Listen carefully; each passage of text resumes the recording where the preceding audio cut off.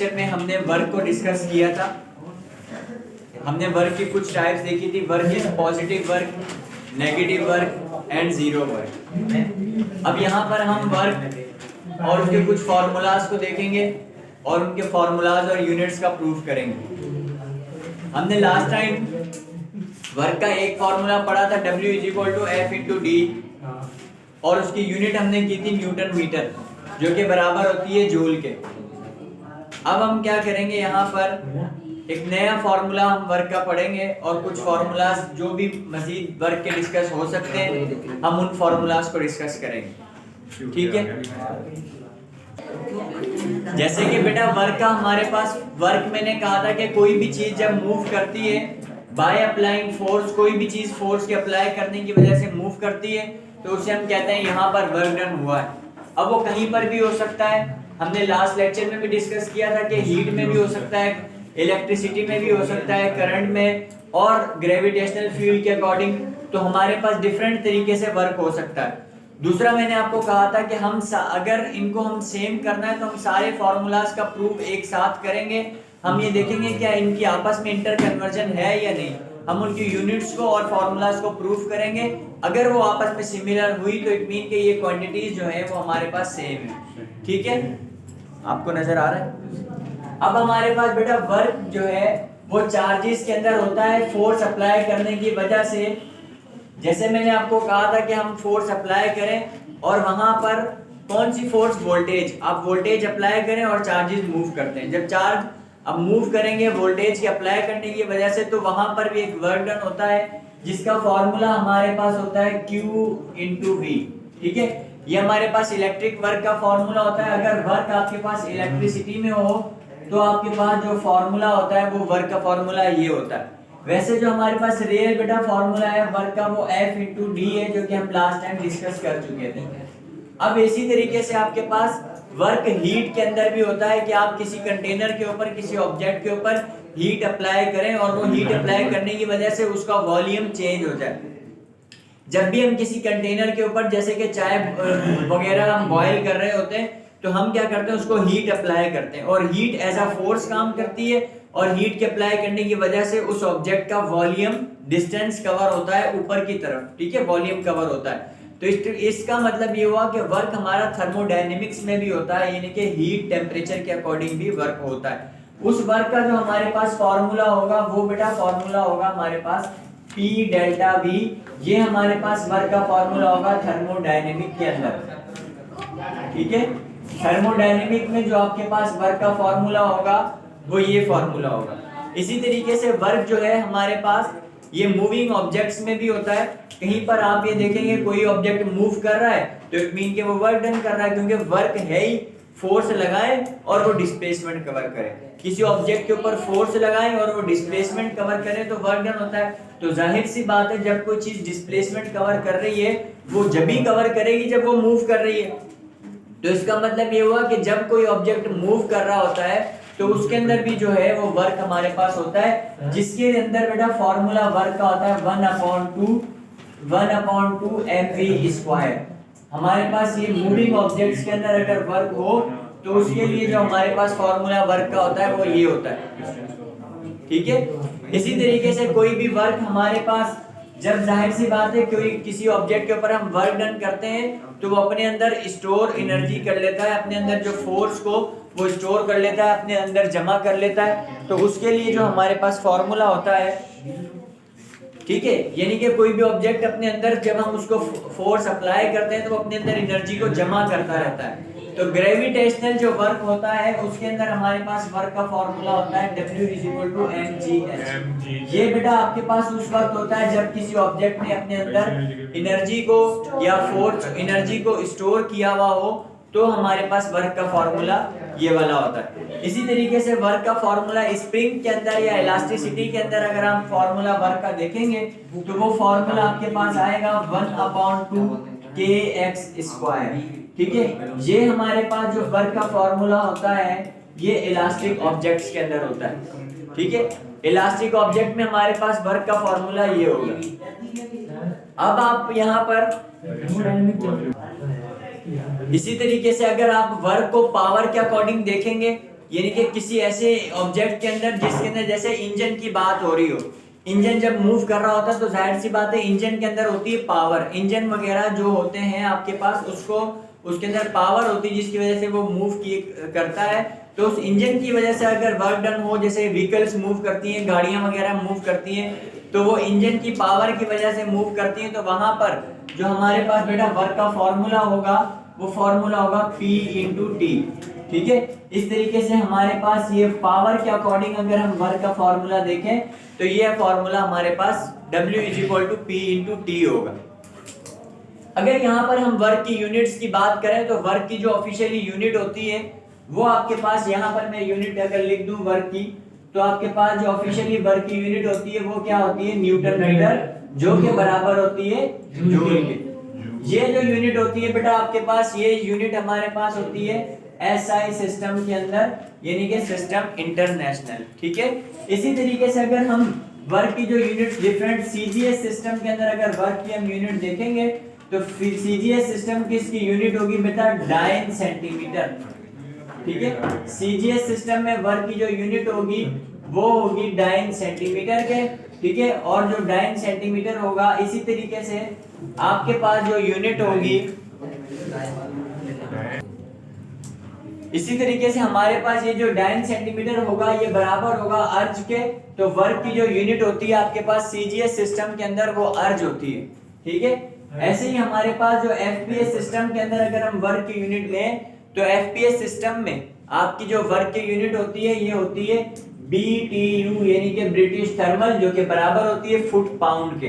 ठीक है, यहाँ पे मैं लिख देता हूँ, जो वर्क की यूनिट इसके अंदर होती है वो एफपीएस सिस्टम में वो फुट पाउंड होती है, जो कि बराबर होती है बीटीयू के, यानी कि ब्रिटिश थर्मल यूनिट। इसी तरीके से अगर आप वर्क की यूनिट इलेक्ट्रिक के अंदर देखेंगे, इलेक्ट्रिसिटी के अकॉर्डिंग अगर आप वर्क की यूनिट देखेंगे तो वर्क की यूनिट होगी इलेक्ट्रॉन वोल्ट। ठीक है, वहां पर जो वर्क की यूनिट होती है वो इलेक्ट्रॉन वोल्ट होती है इलेक्ट्रिसिटी के अकॉर्डिंग। यहाँ पर अगर आप पावर के अकॉर्डिंग वर्क की यूनिट देखेंगे, जैसे कि हमने पावर का एक फॉर्मूला भी लिखा है, तो उसकी वहां पर उसकी जो वर्क की यूनिट होती है बेटा वो होती है किलोवाट आवर। वहां पर वर्क की यूनिट होती है किलोवाट आवर। इसी तरीके से पोटेंशियल एनर्जी और काइनेटिक एनर्जी के अकॉर्डिंग आप देखेंगे तब भी आपके पास यूनिट जूल ही आएगी। अगर थर्मोडायनेमिक सिस्टम में देखेंगे तब भी आपके पास जो यूनिट है वो बीटीयू, यानी कि ब्रिटिश थर्मल यूनिट आएगी। अब ये हमारे पास डिफरेंट टाइप्स ऑफ यूनिट होती हैं। अब यहाँ पर हम इनका कुछ लिंक जोड़ेंगे आपस में, इन सारे फॉर्मूलाज का और सारी यूनिट्स का, ये आपस में एक दूसरे से लिंक कैसे करती है। मैं लिख रहा हूँ ये इंपॉर्टेंट फॉर्मूला जो कि आपने पढ़े नहीं है, मगर यहाँ पर तो वोल्टेज बेटा बराबर होता है W अपॉन Q के। तो वोल्टेज की जगह W अपॉन Q लिख दिया, Q से Q कैंसिल कर दिया, तो वर्क बराबर आ गया वर्क के। ठीक है, अच्छा अब इसको मजीद एक्सपेंड दूसरे तरीके से भी कर सकते हैं। ये तो मैंने सिर्फ वोल्टेज को खोला है, अगर मैं चाहता हूँ कि मैं करंट के फॉर्मूले को, चार्ज के फॉर्मूले को भी मजीद एक्सपेंड करूँ, और इसको मैं आपने देखा होगा चार्ज की जो यूनिट होती है वो होती है कूलम। मैट्रिक क्लास की बुक में भी लिखा हुआ है कूलम लिखा हुआ है, जिसमें ब्रैकेट में आगे लिखा हुआ है एम्पेयर सेकंड। तो बेटा चार्ज का वो फॉर्मूला होता है I इंटू टी। आई का मतलब होता है करंट और टी का मतलब होता है टाइम। ठीक है, ये चार्ज का फॉर्मूला कांस्टेंट याद रखिएगा। ये इंटर के अंदर चैप्टर नंबर 3 का सबसे पहला टॉपिक दिया हुआ, चैप्टर नंबर 2 का सबसे पहला टॉपिक दिया हुआ। तो यहाँ पर क्या है करंट के अंदर, तो Q is equal to I into T, ये आपके पास करंट का फॉर्मूला होता है। यहाँ पर तो मैंने सिर्फ वोल्टेज को खोला था और बराबर कर लिया था। अब मैं ये चाहता हूँ कि मैं चार्ज को भी खोलूं, वोल्टेज को भी खोलूं, और फिर ये देखूं कि वर्क के बराबर आते हैं नहीं आते। देखो भाई फिजिक्स के अंदर यही बात है, आप फॉर्मूले को कहीं से भी घुमा फिरा के लेके आएंगे वो वही का वही आएगा। ठीक है, देखें आपके पास जो फॉर्मूला था वो था Q इंटू वी। अगर आप फैजान बताएं Q किसके बराबर होता है? बेटा Q बराबर होता है आई इंटू टी के, और V किसके बराबर होता है? W अपॉन Q के। ठीक है, अब इसकी मदद से अगर आप, ये तो इतना घुमाते नहीं, वो सिंपल मैंने कैंसिल कर दिया, मगर फिर भी मैं आपको इसलिए बता रहा हूँ ताकि अगर हम इसको एक्सपेंड करें, अगर हम करंट का फॉर्मूला बनाएंगे तो क्या बनेगा, T को इधर ले आएंगे तो बेटा करंट का फॉर्मूला बनेगा Q अपॉन T, यही बनेगा ना करंट का फॉर्मूला। भाई Q का फॉर्मूला था I इंटू टी, अगर आपको I का फॉर्मूला बनाना है तो उसके साथ जो T है उसको हटा दें, टी को इधर ले आए तो Q अपॉन टी हो जाएगा। तो बेटा W इज इक्वल टू आई की जगह Q अपॉन टी लगा दिया, ये T वैसे का वैसे, W अपॉन Q वैसे का वैसे, Q से Q कैंसिल, T से T कैंसिल, फिर वर्क बराबर वर्क के आगे। ठीक है जी। तो ये आपके पास वर्क यहाँ पर ये एक फॉर्मूला है। अब हम आगे मजीद फॉर्मूलाज भी करते हैं इसके। अब देखिए वर्क का फॉर्मूला एक हमने लिखा पावर के अकॉर्डिंग। बेटा पावर के अकॉर्डिंग जो वर्क का फॉर्मूला अभी हमने लिखा वो क्या लिखा? P into T. आप पावर अगला टॉपिक पढ़ेंगे बेटा। पावर का फॉर्मूला होता है P is equal to W upon T, work done पर यूनिट टाइम कॉल्ड पावर। ठीक है, तो इसके अकॉर्डिंग हमने फार्मूला किया था, टी को उधर ले आए थे तो वर्क का फार्मूला बन गया था। मगर ये फार्मूला इससे कैसे बना, ये वाला फार्मूला जो है वो इससे कैसे बना, ये हम यहाँ पर देखेंगे। देखिए बेटा ये फार्मूला है आपके पास F इंटू डी, ठीक है, फोर्स इंटू डिस्प्लेसमेंट, ये आपके पास ये फार्मूला है। हमने हीट के अकॉर्डिंग वर्क का फार्मूला अभी क्या देखा है? W is equal to P delta V, ये हमने फार्मूला देखा है हीट के अकॉर्डिंग। ठीक है, अब हमने इस फार्मूले से ये कैसे बनाया, इस फार्मूले से हमने ये कैसे बनाया, इसको हम जरा देखेंगे। देखिए बेटा आपको प्रेशर का फार्मूला पता है? प्रेशर कहते हैं फोर्स पर यूनिट एरिया। ठीक है, force per unit area called pressure. मैं इसको भी यहाँ पे ये बॉक्स बना के लिख रहा हूँ। प्रेशर का फार्मूला होता है force per unit area called pressure. ठीक है जी। अब ये आपके पास बेटा प्रेशर का फार्मूला होता है P is equal to F upon A, ये हमारे पास है प्रेशर का फार्मूला। ठीक है, अब इसकी मदद से अगर हम फार्मूला बनाएंगे फोर्स का, तो फोर्स का फार्मूला क्या बनेगा? P इंटू A, क्योंकि A को उठा के हम इधर ले आएंगे। अब मेन नजर तो बेटा फोर्स का फार्मूला बनेगा P इंटू A, अगर हम अकॉर्डिंग टू प्रेशर देखेंगे। समझ में आई बात? दूसरी बात आपको पता है कि एरिया जो है, एरिया का फार्मूला पता है आपको? एरिया का फार्मूला होता है बेटा लेंथ इंटू विड्थ, और वॉल्यूम का फार्मूला होता है लेंथ, विड्थ एंड हाइट। तो इधर जरा सुने, हम ये देखते हैं कि लेंथ विड्थ किसके बराबर है? एरिया के। तो हम क्या ये यहाँ पर लेंथ विड्थ की जगह एरिया लिख सकते हैं, एरिया इंटू एच। ठीक है, तो वॉल्यूम का फार्मूला ये बन गया और फोर्स का फार्मूला ये बन गया।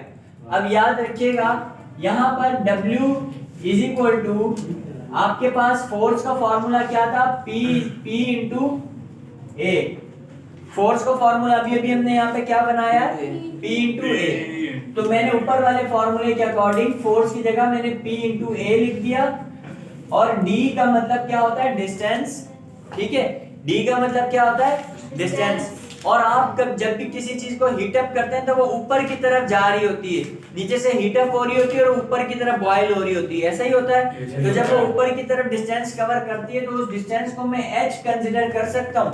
h मींस हाइट, ऊपर की तरफ जाना।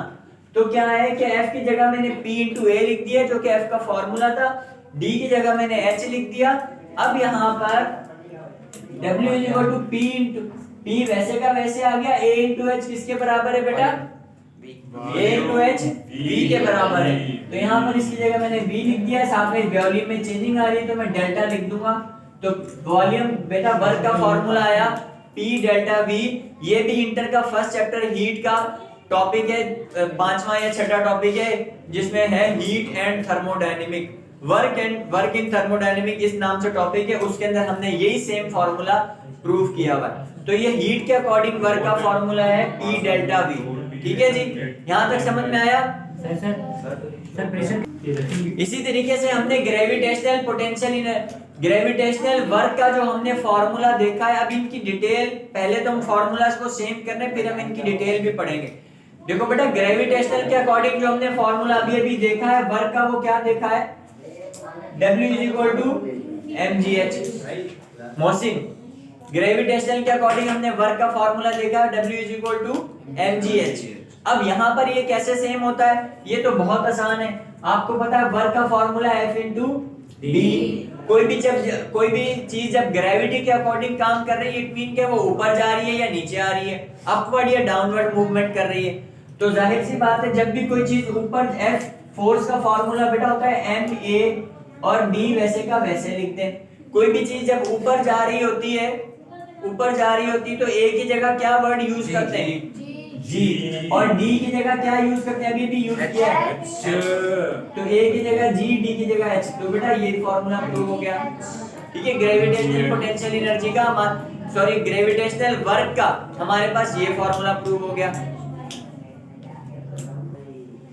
इसी तरीके से वर्क का हमने जो फॉर्मूला देखा था अकॉर्डिंग टू मूविंग ऑब्जेक्ट वो था 1/2 mv²।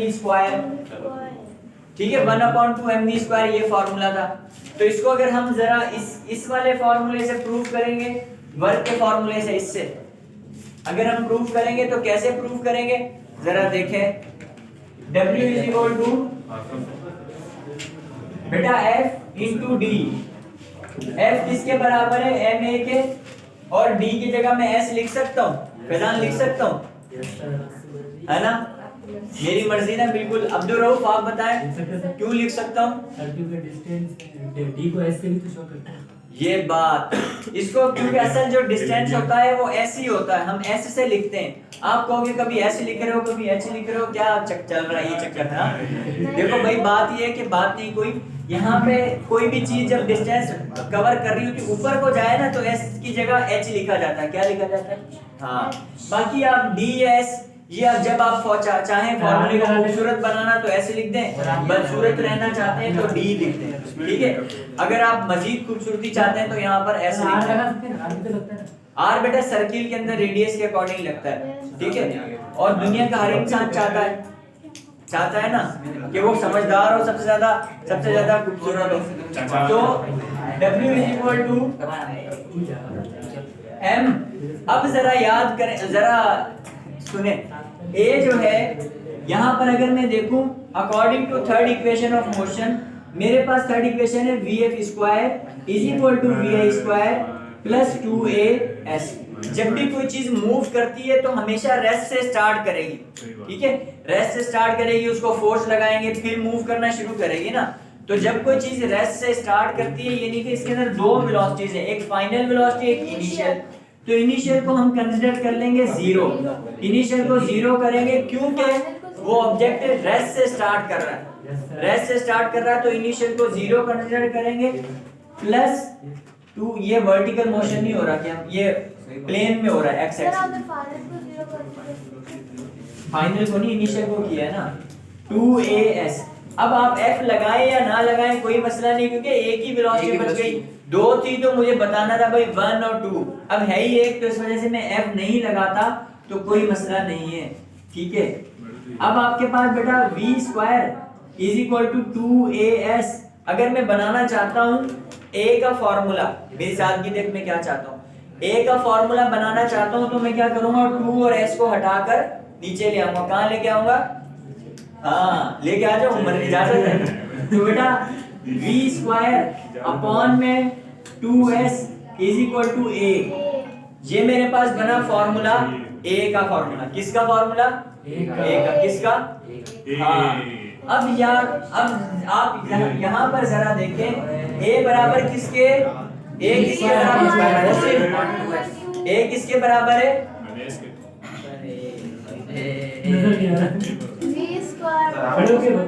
A बेटा किसके बराबर है? ये मैं YouTube वाले होनहार स्टूडेंट को बताना चाहता हूँ कि मोहसिन से मैंने सवाल पूछा जो कि उसको बिल्कुल नहीं आ रहा। A बराबर होता है V² अपॉन 2S के।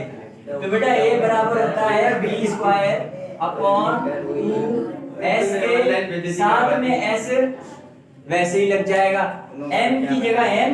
A बराबर है V² अपॉन 2S के, ये जो ऐसे वैसे का वैसे लग गया। अब मैं क्या करूँगा, SS कैंसिल कर दूंगा। तो जब कैंसिल कर दूंगा तो बेटा बनेगा V² अपॉन में 2। अब 2 को थोड़ा सा खींच दें तो ये हो जाएगा 1/2 mv²। एक जरा हम एक चीज जरा और देखते हैं। अगर यहाँ से मैं चाहूँ कि भाई A का फॉर्मूला नहीं मैं पुट कर रहा, मैं S का पुट करूंगा, ठीक है भाई, जिद आ जाए तो क्या करूंगा कि मैं